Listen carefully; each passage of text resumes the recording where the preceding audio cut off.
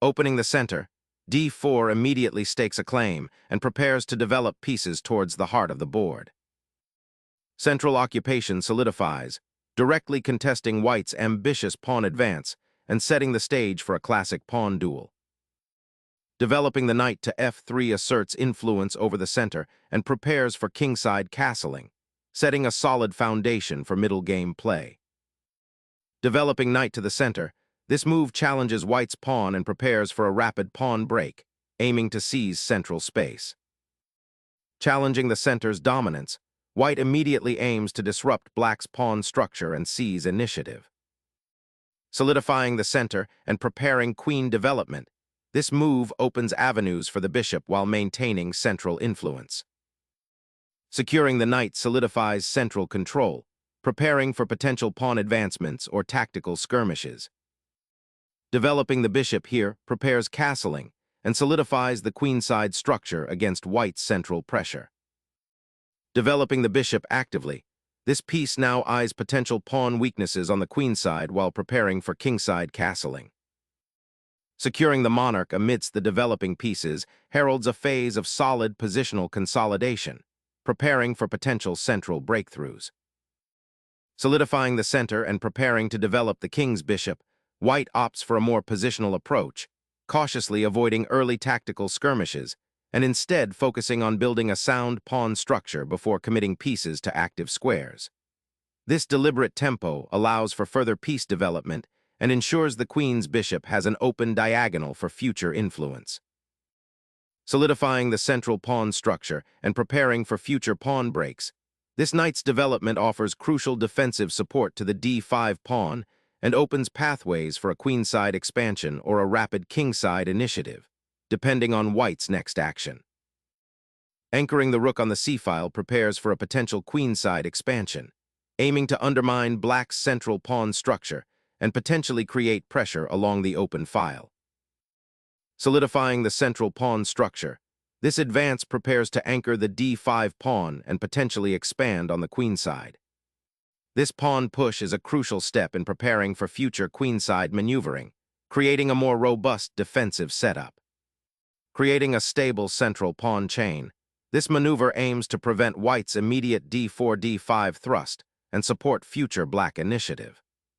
Establishing a firm foothold in the center, this move supports the d5 pawn and unlocks potential queenside play. A logical development, this pawn push aims to reinforce the central control and prepare for queenside expansion. The queen swings to c2, a versatile outpost that guards the d4 pawn, supports a potential e4 push, and prepares for rook activity on the c-file, simultaneously adding pressure to black's queenside. Challenging the bishop's influence on the queenside, this knight ventures out to potentially disrupt white's harmonious development and eye open lines. Solidifying the e4 square and preparing for a central pawn push, this bishop finds a more active diagonal, eyeing potential weaknesses around black's king. Challenging the central pawn structure with a pawn thrust, black aims to disrupt white's harmonious setup and potentially open lines for counterplay, creating a dynamic imbalance. Breaking the central pawn tension, white initiates a strategic exchange aiming to exploit the potential weakness of black's advanced knight. This clears a path for white's own pieces, potentially opening the c-file for future pressure and forcing black to immediately address the altered pawn structure, possibly sacrificing tempo to maintain equilibrium. Opening up the kingside knight, this capture is a bold decision, potentially forcing a pawn structure shuffle and inviting a more open game. It might be a subtle attempt to relieve kingside pressure, but it also concedes crucial central influence. Consider the subsequent dynamic created for your own king if the opponent exploits this newfound openness. Opening a crucial central diagonal for your queen and bishop, this capture decisively resolves the pawn tension, creating a pawn majority on the kingside for black while simultaneously simplifying the position and potentially freeing up the e-file for future operations. Re-establishing central pawn presence is paramount after the exchange, giving black a more solid foundation and preparing to contest the d-file. Seizing the initiative with an exchange that opens up the dark squares around black's king, This bishop sacrifice creates immediate tactical complications and challenges black to prove compensation for the pawn. Re-establishing central control and developing a knight towards active squares is the priority now that white has consolidated their queenside majority. Black aims to free their pieces and potentially contest the d-file. Castling here solidifies the king's safety and prepares for potential action on the kingside, though it does concede the advantage of potentially supporting the central pawn structure from a more active outpost. Initiating a decisive pawn exchange that opens up the king's diagonal and potentially frees the bishop previously hemmed in by its own pawns. Seizing the initiative, the queen ventures forward to menace the weak f7 pawn and simultaneously unblock the long diagonal for the light-squared bishop, creating a tangible threat that black must immediately address. Liberating the queen to d7 offers a dual benefit. It connects the rooks and simultaneously prepares for potential queen activity on the queenside, possibly targeting white's pawn structure or even aiming for a central breakthrough down the d-file if the opportunity arises. Simplifying into an endgame where white's pieces have more dynamic potential on the open diagonals offers a tangible advantage. The exchange of queens simplifies the position, ushering in an endgame where black's knight finds a secure outpost on d7, potentially supporting pawn advances or maneuvering towards the kingside. Developing the kingside and preparing to control the kingside dark squares, this offers flexibility for the pawn structure. Bringing the rook to the central open file suddenly creates a tactical threat along the e-file, pressuring the opponent's newly repositioned knight and potentially aiming for a queenside pawn break. A bold repositioning of the knight, this maneuver aims to create a potent outpost on e5, eyeing weaknesses in black's pawn structure and potentially cramping black's pieces. Black wisely redirects the knight, seeking to re-establish central influence and escape the awkward pin on the f6 square, setting up a more fluid development and potential challenges for white's central pawn structure.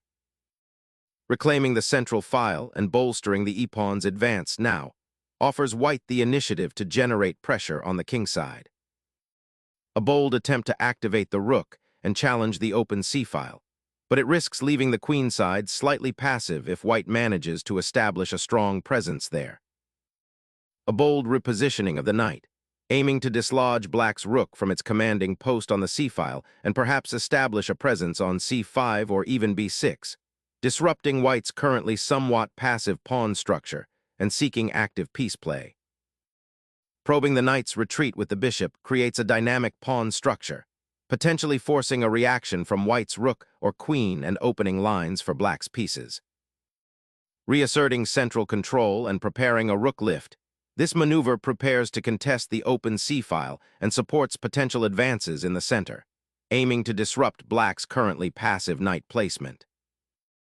The knight's relocation to d7 is a strategic repositioning, aiming to re-engage the queenside and potentially prepare for a pawn advance on the queenside, perhaps b5, to gain space and challenge white's control.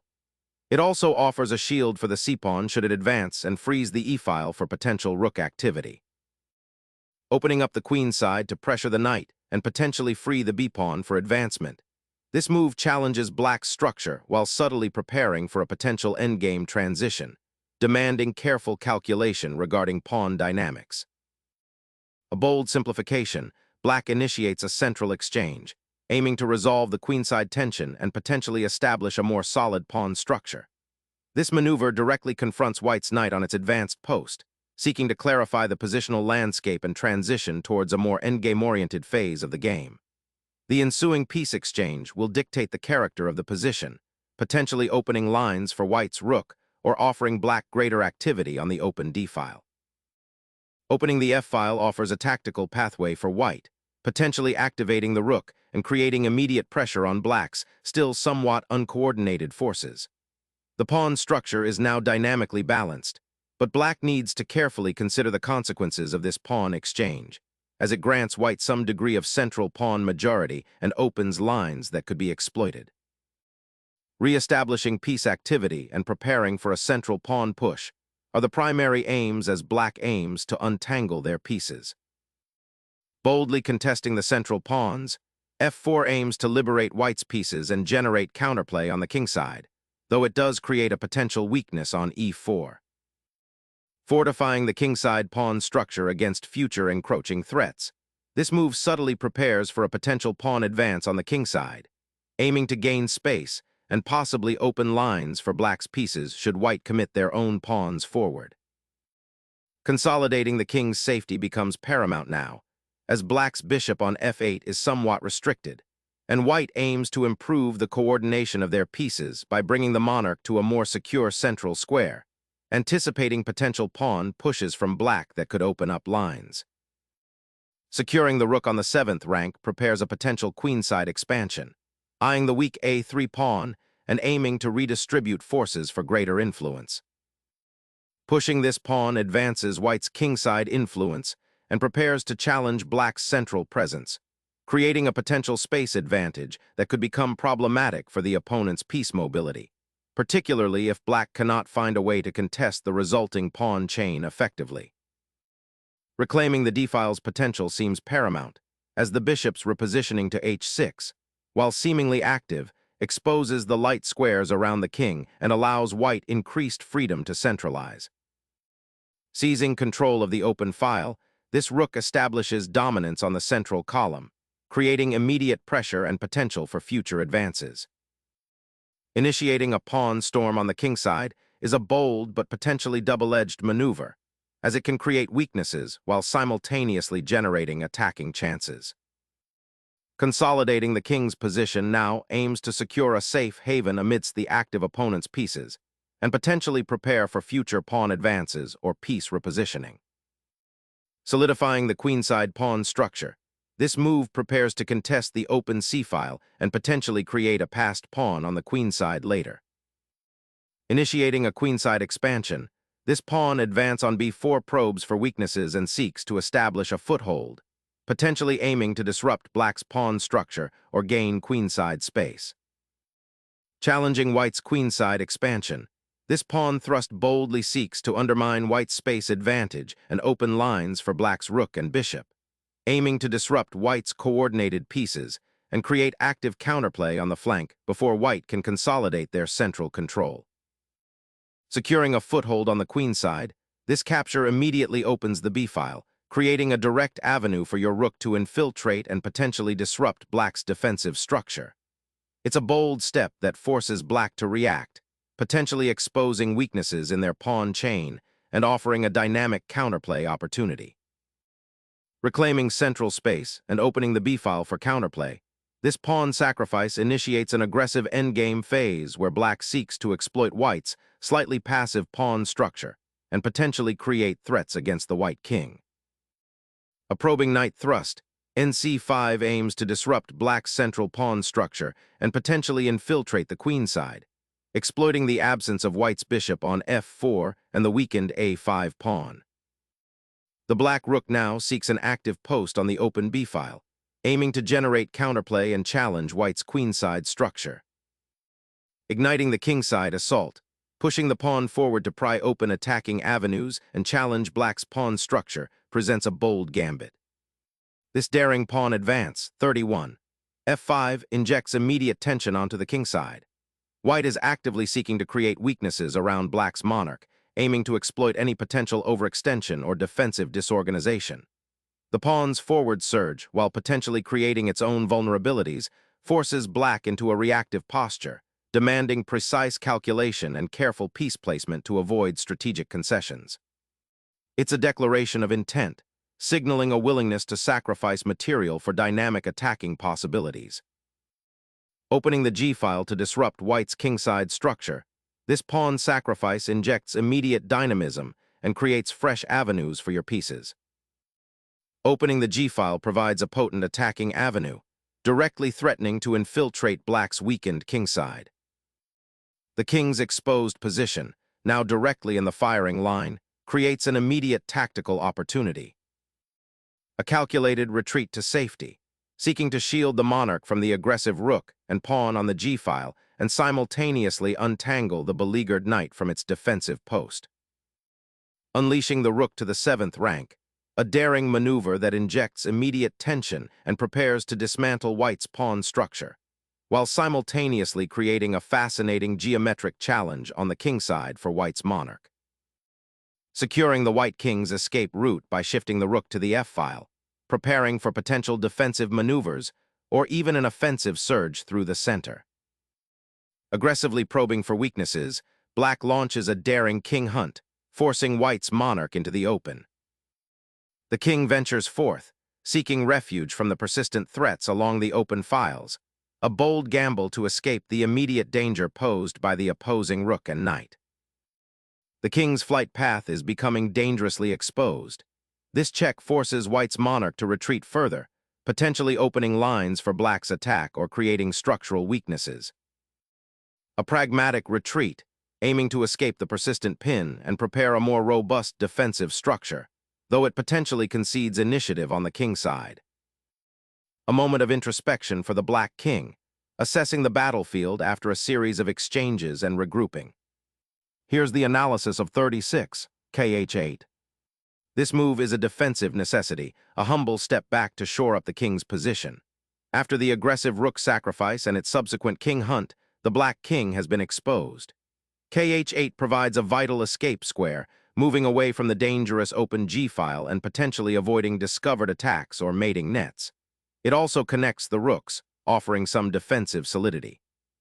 While not an active attacking move, it prioritizes survival and prepares for potential future defensive maneuvers. The current pawn structure on the king side, with white's g-pawn advanced, makes the king's safety paramount. This is a prudent choice given the immediate threats. Unlocking the king side with a pawn thrust initiates a positional crisis for black's monarch, aiming to exploit the weakened g6 square and potentially open lines for attacking pieces.